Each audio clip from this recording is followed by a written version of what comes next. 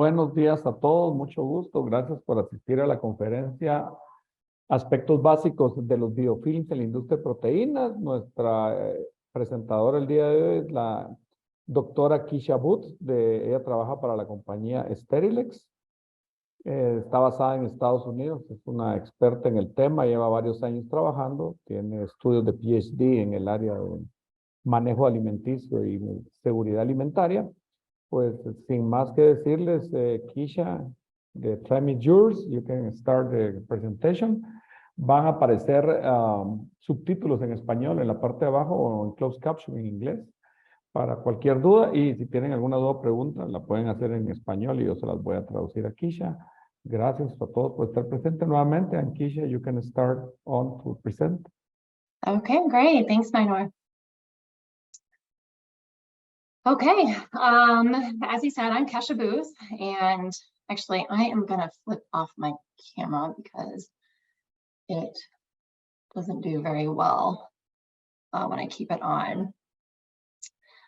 So I manage the corporate accounts in the US for all of protein, and that covers meat and poultry. So please add any questions as you think of them in the chat, but I will remind you periodically so we can get them answered with a follow-up after the presentation. So let's jump in quick with an overview of who we are. In 1989, we were funded by the US Army to develop a decontamination technology for biological warfare. So think tanks and heavy equipment coming home from war at that time. And this was around the Desert Storm time. And the Army wanted to make sure they were free from any biological warfare. So anything that could live on a surface of equipment coming back into the US to cause harm. We then expanded into dental line cleaning, and we have since sold that business off, but it still exists today. But today we now operate in food and beverage markets and also have an animal health division for the live side, so for hatcheries and swine barns. We were the first and continue to be the only company to have biofilm removal claims on our label. So what is a biofilm? So you may not realize it, but you encounter biofilms on a daily basis.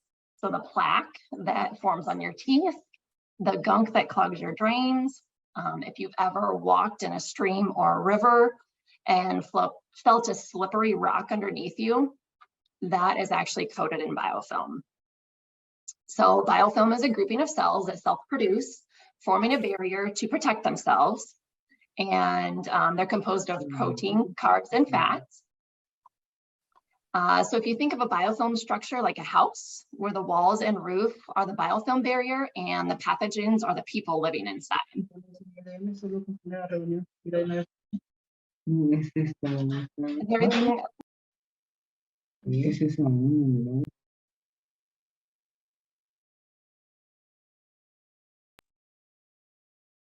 Am I back? Yes. Yes, Kesha. Just sorry Yes. for a moment, David. Excuse me. I don't know how to show the subtitles. I couldn't see them. There is a simultaneous translation.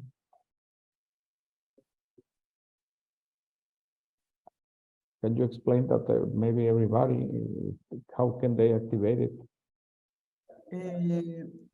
Desde la parte de abajo en mostrar subtítulos, ahí pueden activarlos a su pantalla y activar que el idioma que se está hablando es inglés para poder ver la transcripción completa en sus pantallas, en la parte de abajo, en mostrar subtítulos. Correcto. Solo para explicarles, porque sí, para que todo el mundo supiera, se puede activar y ahí les aparece, ponen idioma hablado inglés y les hace la traducción al español. Así es.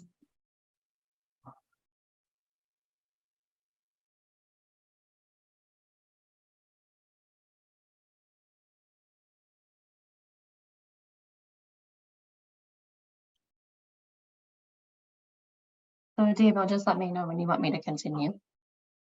You can continue. Oh, okay, great.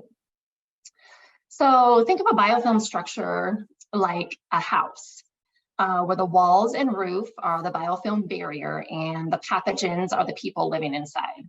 And to that point, I have a short video showing how a biofilm is created and how it can move around your plant. The Biofilm Story by Sterilex. Meet the pathogen family: E. coli, Salmonella, Pseudomonas, Campylobacter, Staphylococcus, and Listeria. Needing a place to live, E. coli built his family a home to keep them safe and protected. The house was on the edge of a beautiful city and the pathogens were happy and safe.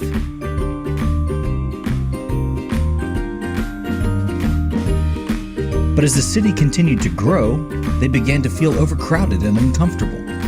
So, the family decided to leave the city and relocate to a less crowded area. Luckily for them, their house sold immediately and a new family was ready to move in within 48 hours. The pathogens packed up their belongings, purchased an RV, and left the city in search of a new place to call home. The pathogens kept driving until they found a wonderful place in a peaceful location, far from the busy city. Not long after the move, the oldest daughter, Campylobacter, decided it was time to leave home and attend college at a prestigious university. The next spring, there was a terrible thunderstorm and hail damaged the roof of the RV. E. coli and Salmonella built a carport to park the RV beneath for added reinforcement and protection. A few months later, Pseudomonas, the oldest son, got married and decided to build a house next door for his growing family. Within the year, Pseudomonas and his new bride became the proud parents of triplets. The pathogen family continued to multiply and grow, eventually forming a large village. One day, the entire community was wiped out by a natural disaster. Every home in its path was destroyed. There were no survivors. The location where the booming village once existed remained empty for a long, long time. The end.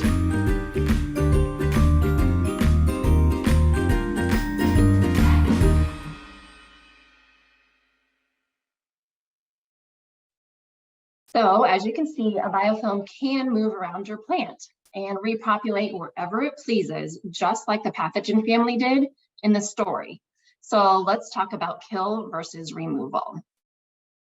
So after the biofilm is formed and attaches to a surface, killing it only reduces, not eliminates, the pathogens to a certain level. So this allows those stronger pathogens to survive and repopulate in the remaining biofilm matrix. So a biofilm that is not removed can repopulate in as little as 48 hours. So killing the pathogens along with removing, utilizing the PerQuad technology, provides complete removal and disinfection of the surface. So this extends the amount of time until repopulation from 48 hours to 168 hours or 7 days. So what does this mean for your product? It means your shelf life can be extended since you aren't holding bacteria like Salmonella, E. coli, and biofilms on your surfaces. So what is the PerQuad technology and how does it work? So if we take a look at the graphic, the two solutions have been mixed and activated to achieve an alkaline state, and that then attacks the biofilm.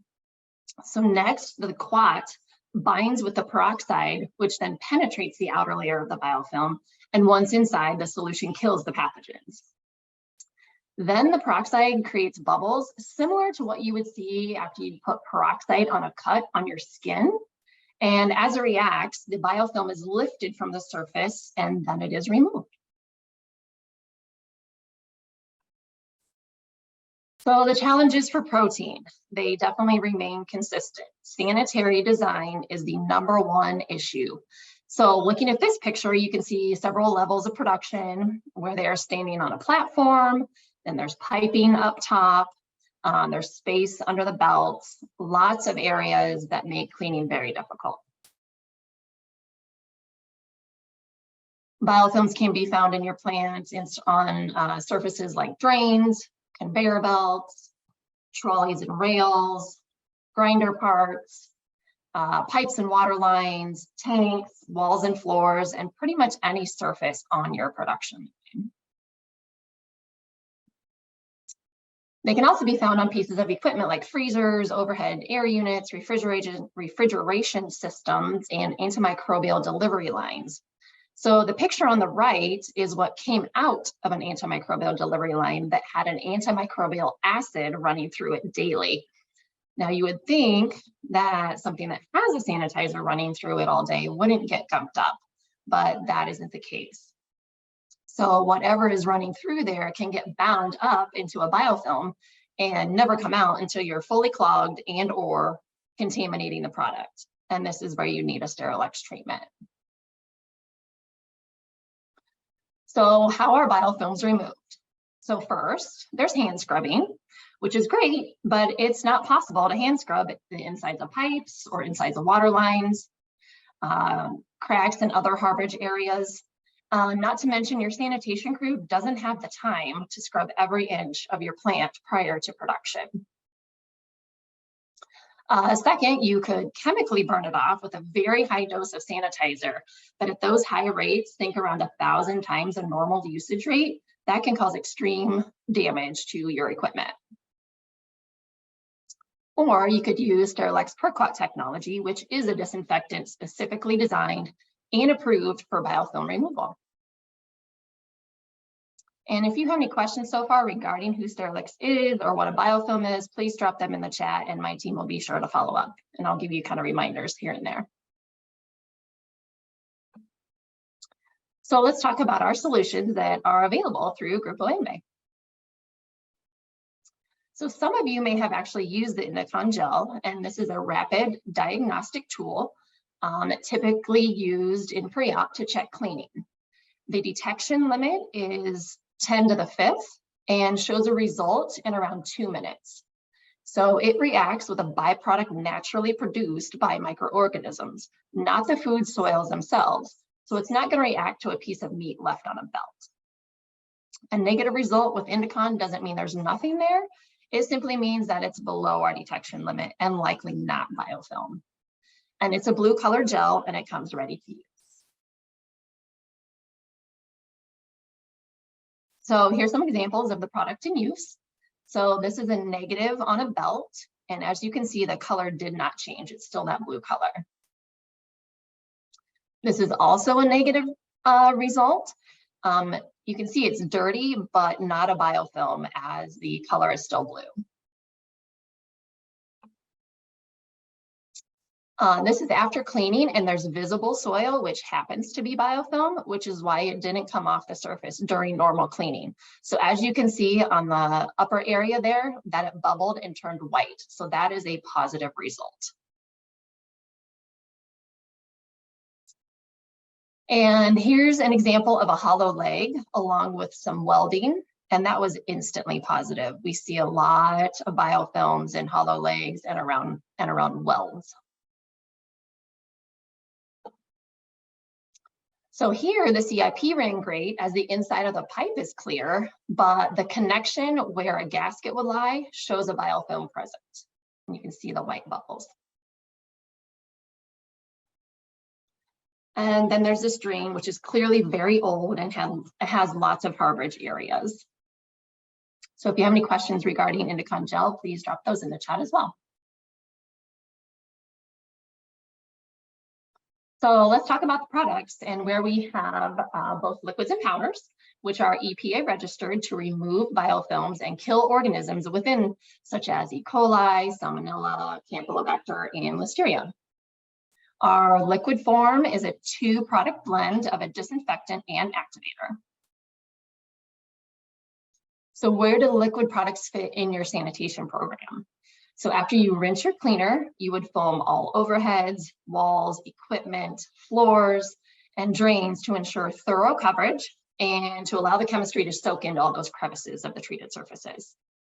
And you would foam them at the standard use rate of 12.8 ounces of each solution per 1 gallon of water. You would let that sit for a 10-minute contact time minimum. And for these products, your water temperature should not exceed 145 degrees or 120 degrees for the CIP formula. We also have a soft metal activator, which has a silicate added. as a corrosion inhibitor.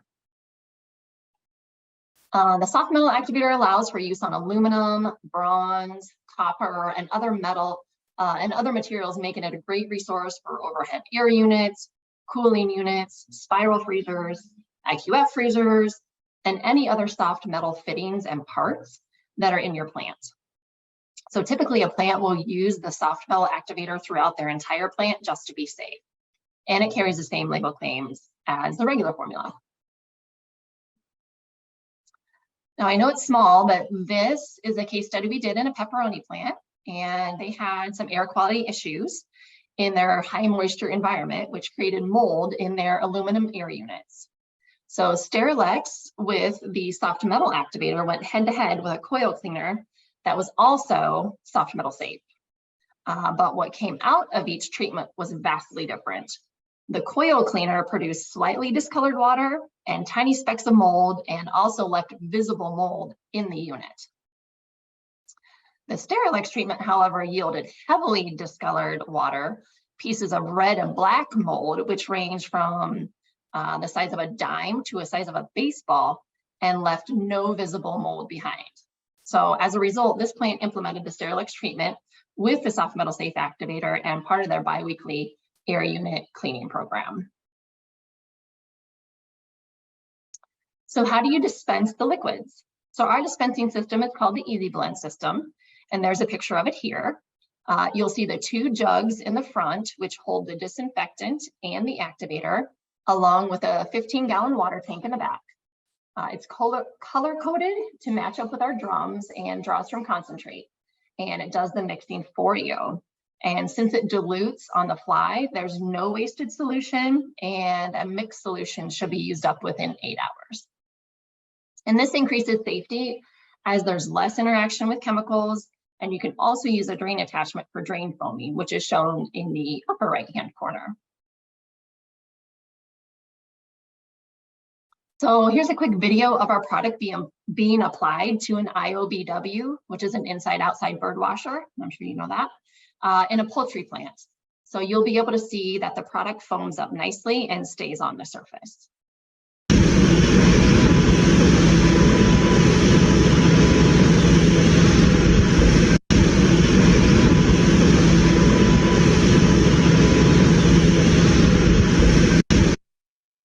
So we also have a CIP formula for those applications that require low to no foam.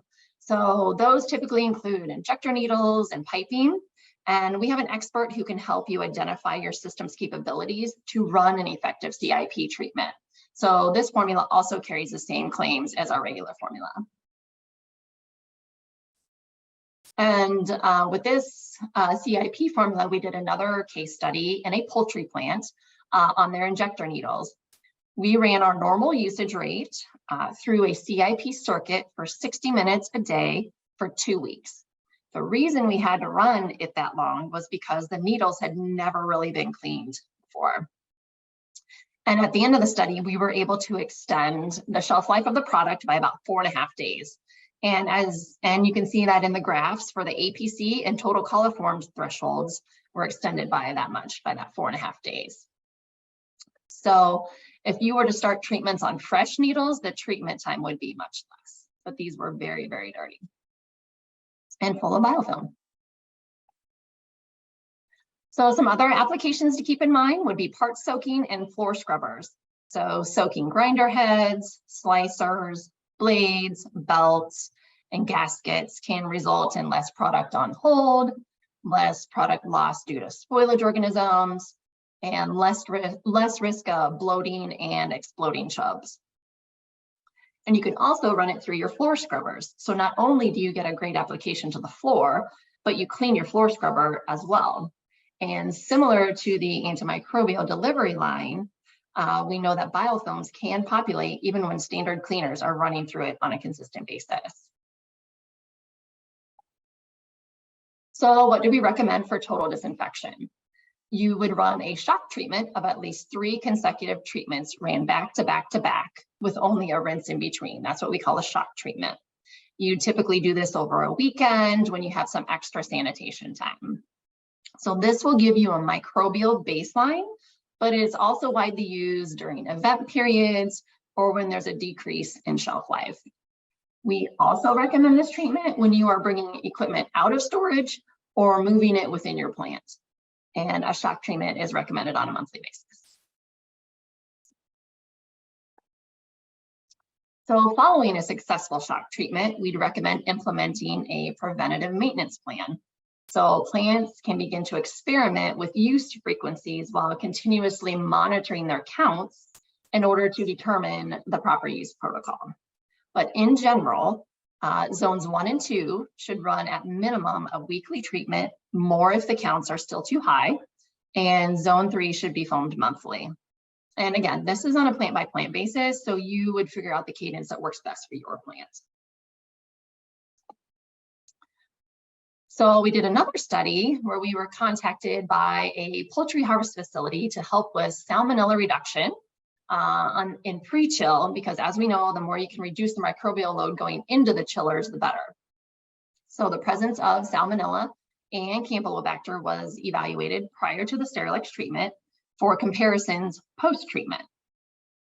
We ran a shock of 3 consecutive treatments. And if you take a look at the graph in the middle on the left, let me see if I can pull that in there. That is the salmonella and Campylobacter presence prior to the Sterilex treatment. So the middle right side graph is after the Sterilex treatments. We ran only zones B and C. Zones B and C included post-scald, post-pick, eviscerator, cropper, venters, and wash and rinse cabinets. So you will see a complete reduction in salmonella on that equipment. Campy was not found on that equipment prior, so nothing to report there.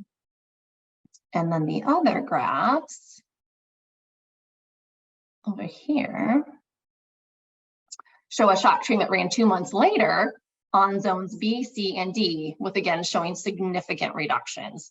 So based on this data, we recommended a monthly shock treatment and weekly maintenance treatments in between. So we also have a nice little add-on called Provagrate, and it's also an EPA registered slow release biocide used in drains and overhead drip pans to help with fungus, mildew, and other odor causing bacteria. It just keeps those drip pans and drains free from clogs while you're in between biofilm removal treatments. So now onto our powdered product, our Ultra Step. So this product is specifically designed for low moisture environments. So common areas to treat would be entryways, and that would be with or without a floor mat or a pan, as it can be directly applied to the plant floors so boots can walk through it. You can see in the picture it sticks to your boots nicely, but doesn't track so badly that it's all over your plant or your office areas. Warehouse floors, so forklifts can drive through it. Trash areas are a great place to throw down some Ultra Step. Transition areas like going from raw to ready to eat if you happen to do both. Construction project barriers for the never-ending construction projects that many plants seem to have. Drain surfaces and really any other low moisture processing areas. And as you can see there, we have walk behind or hand spreaders that are available to help limit the use, as overuse is actually very common. A little bit of this stuff goes a long way. And it's also a blue powder to help differentiate it from food ingredients, because most of your food ingredients are going to be a white powder. So how's the Ultra Step different from other powdered sanitizers? So there's powders targeted for slippage that contain no microbial efficacy. There's powders targeted as deodorizers, which also contain no microbial efficacy. And then there's Ultra Step that is EPA registered, was formulated to prevent slips, has an odorant properties, and most importantly, microbial efficacy against your typical organisms you see in your plant, Salmonella, Listeria, E. coli. So where does the Ultra Step fit into your sanitation process? So for application, you apply after you rinse your cleaner, then reapply throughout the day as needed.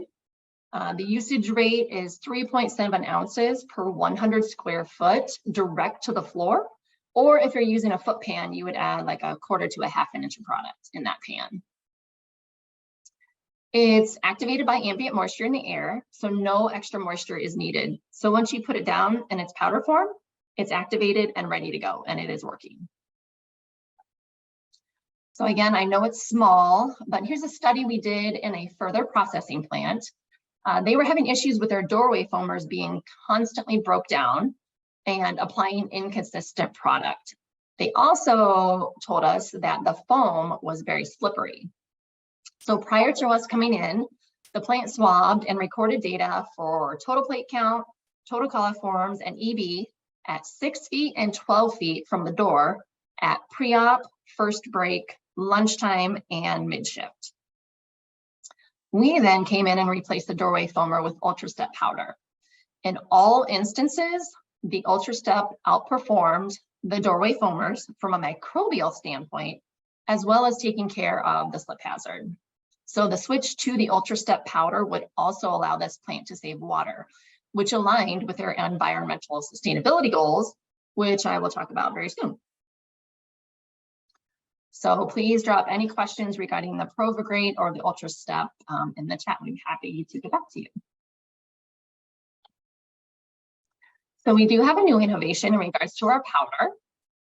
It's called Provistride, and it is also an EPA registered product, but is a quat-free version of our UltraStep.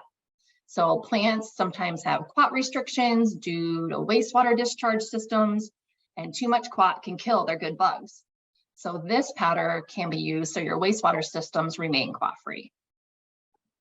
So how does it work? So the sodium percarbonate actually decomposes to peroxide with the when it hits water, but not the addition of water, just the ambient moisture in the air. So then the TAED is activated by the peroxide, yielding PAA. So it's in situ generation of PAA. And like the UltraStep, once it's on the ground or in a pan, it's activated and ready to go. So here's a few pictures of the Provistride in use. It's difficult to tell in these pictures, but it is also a blue color to differentiate it from food ingredients. It sticks to boots well and gets down into the cracks in the floors. So some other things to think about are efficiency and sustainability. For operational efficiency, many plants are turning to less than daily cleaning, which allows them to do extended run times, which is great for efficiency. But they are also experiencing labor shortages, and with that comes less experience and possibly not understanding the importance of cleaning due to either improper training or very little training. So this creates the perfect storm for biofilm to form, as again, biofilms can form within 48 hours. So to help combat these challenges, a heavy-duty biofilm maintenance program can be added, whether it's weekly, monthly, or quarterly, to be proactive versus reactive after a microbial event. And as far as sustainability is a huge goal in the industry, and I would bet some of you have corporate initiatives. And one of those is typically water savings. So water itself doesn't cost that much, so that isn't really the cost savings we are looking at, although it helps. We are looking at how much actual water you could save by swapping out your doorway foamers. So like I mentioned in the study, doorway foamers can be a pain as they break down quite a bit. Lots of doorway foamers are either underdosing chemical for no efficacy at all, or overdosing chemical, and your chemicals just wasted money and going down the drain. So we created a water savings calculator to help you calculate how much water could be saved by swapping out your doorway foamers for one of our powders, either UltraStep or Provistride. And that can be found on our website. So if you're curious about how much water you can save and get closer to those sustainability goals, you can check that out. And yeah, if you want to put any questions in the chat regarding Provistride or water savings, please do that now. Kesha, Fernel Caballeros from Honduras has a question about He didn't understand very well with UltraStep, the phrase that you said, the reapply as needed. Okay, for him, it's so complicated to understand. If you can explain what means that. Sure. So it's a visual. You can go out and see the product because it's blue. So once all that blue powder is gone, that's when you would reapply. So some plants will have a cadence when they reapply. They'll apply it pre-op, they'll apply at first break, and a couple of times throughout the day. However, we have tested the powders up to 8 weeks. So as long as you can see it, it's efficacious. And yeah, it's on a plant by plant basis. So you will, depending on how much foot traffic you have through there, that'll be how much you'll have to reapply, because when you have more people walking through it, it's going to stick to more people's boots and it's going to track, but it will be still stuck to their boots. Okay. Le transcribí la pregunta de Fernel a Caballeros, a Kesha, donde él tenía la duda por qué no había entendido bien la frase reaplicar el producto sólido, el polvo azul que se llama UltraStep. No entendía la frase por qué cada vez que se necesite. Kesha lo que explicó en resumen es que depende del tráfico que hay en el área, en el pasillo donde se ponga. Cuando se elimine, que se note que se eliminó totalmente el polvo, hay que aplicarlo, que no es con tiempo, porque va a depender mucho de la cantidad de personas que estén pasando en la puerta de entrada de la planta o en el pasillo donde se aplique. Thank you, Kesha. Thank you, Minor. So just to give you an idea of who we work with, I personally work with all of the large companies listed here. But we also work with medium to small companies as well to keep our food safe. So they trust Sterilex to keep their facilities free of biofilms and in turn, free of downtime and recalls.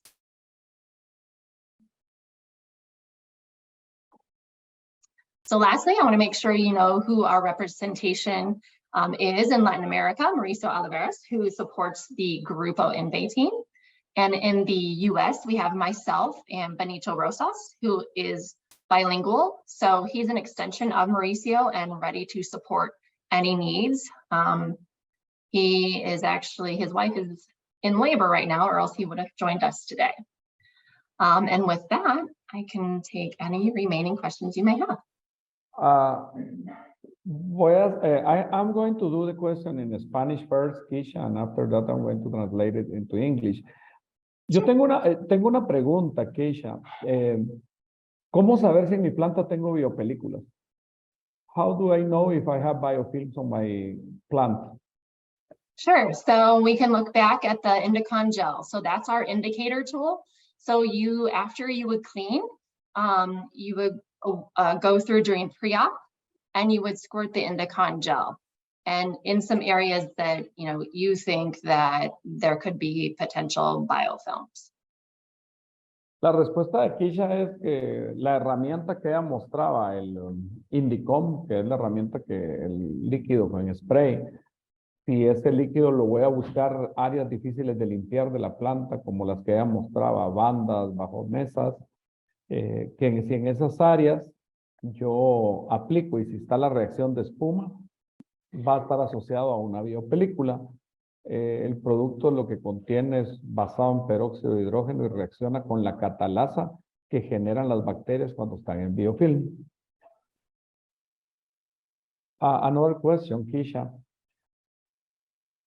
I can have resistance in the biofilm for the bacteria to the disinfectant. ¿Puedo tener resistencia bacteriana a los desinfectantes dentro de un biofilm?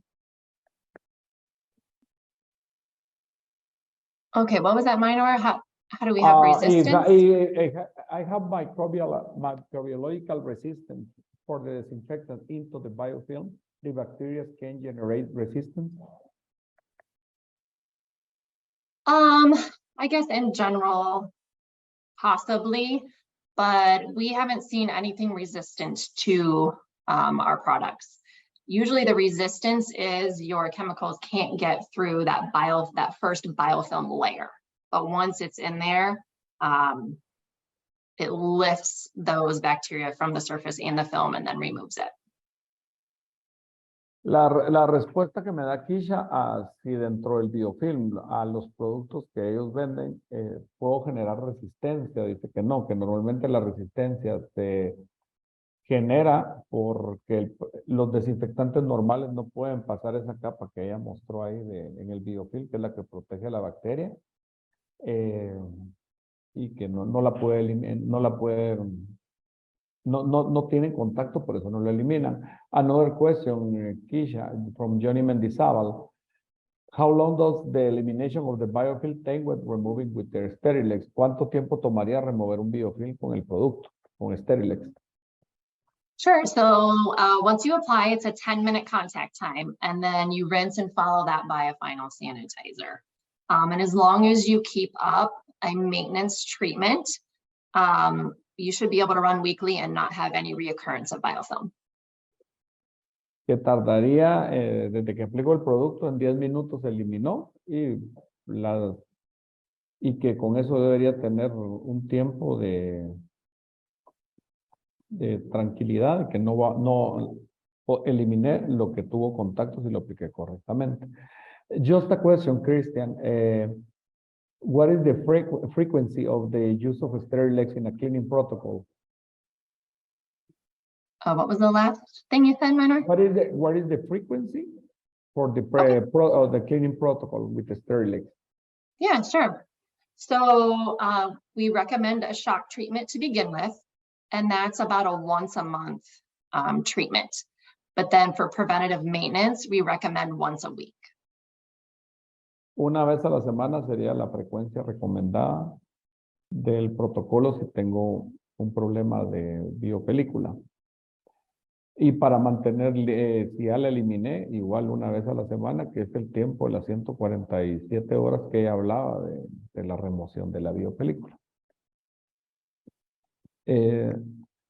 Kesha, if I have, right now, I buy the Indicom, I go to the plant and I apply it, and I have the biofilm appears on many parts. For example, injection pointer in the needles of the injection.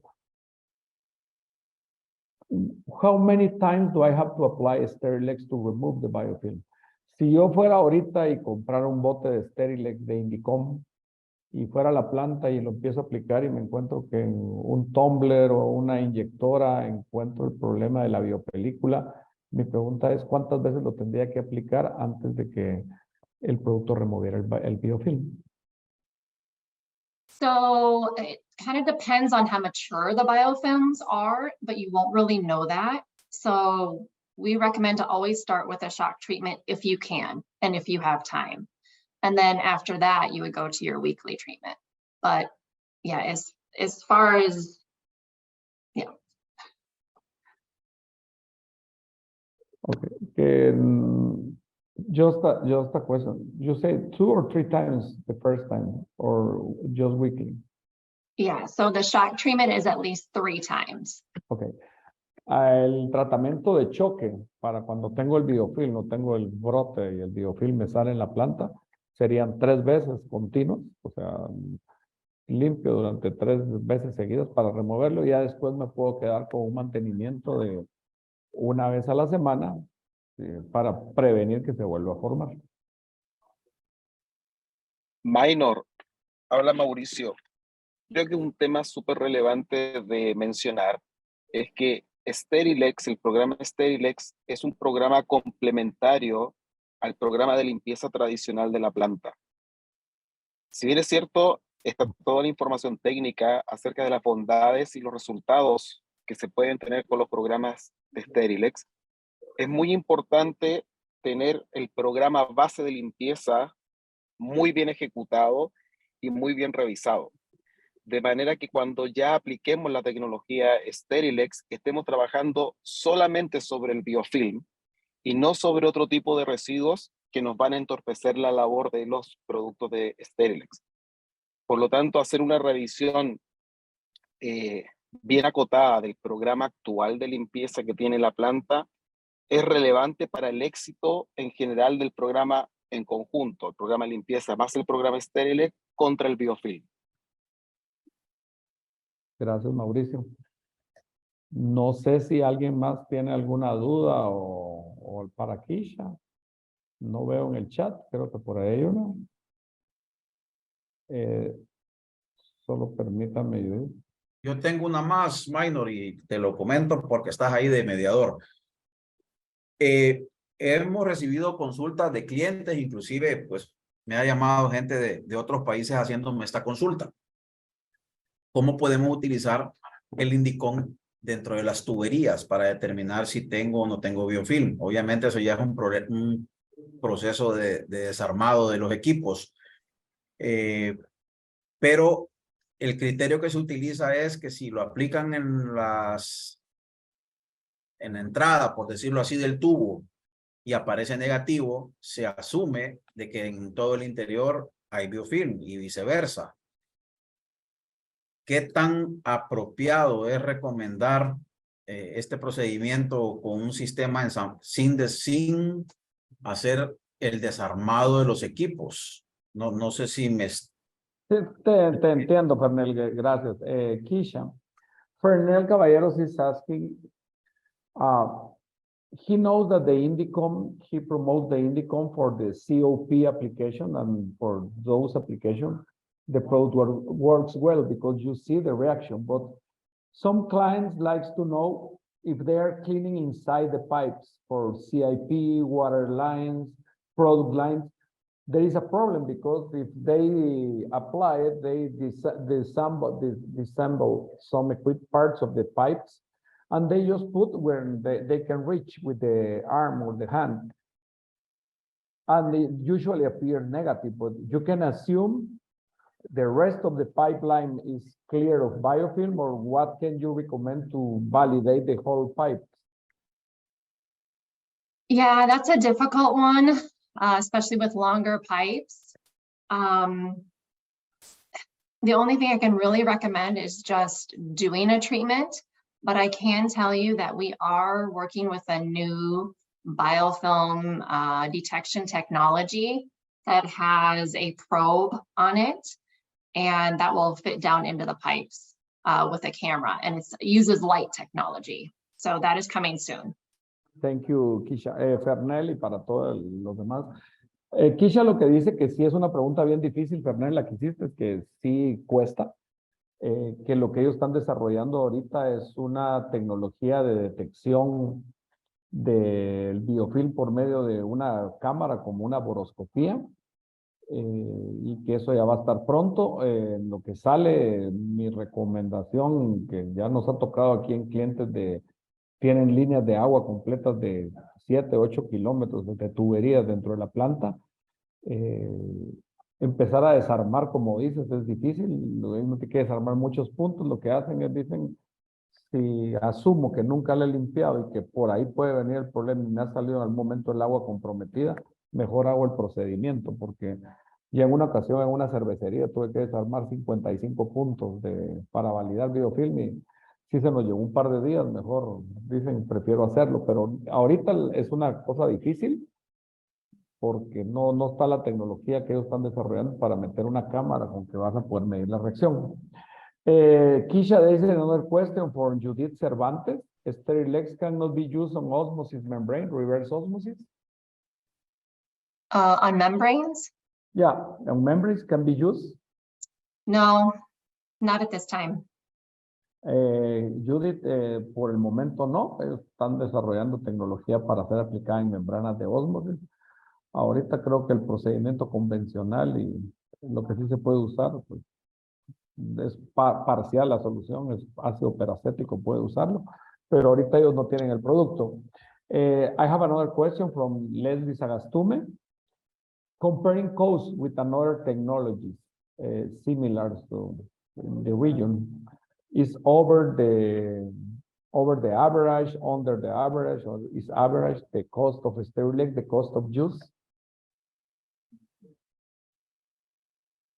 So what is that, Mauricio, the cost of use? It's about the cost. Leslie, aquí tal vez, porque Kesha no vive en la región, yo sí tengo conocimiento de los precios. estamos un 10-12% arriba del uso de un detergente regular alcalino clorado, sin costo de uso. No conozco otras tecnologías en la región para remover biofilm, aparte de la enzimática. Nosotros vendíamos tecnología enzimática y sí la tecnología enzimática es mucho más cara que esta, pero estará un 10-12%, depende del país, de la región, del país donde esté, que usar, digamos, un proceso alcalino clorado, con la desaveniencia que el alcalino clorado no necesariamente remueve el biofilm.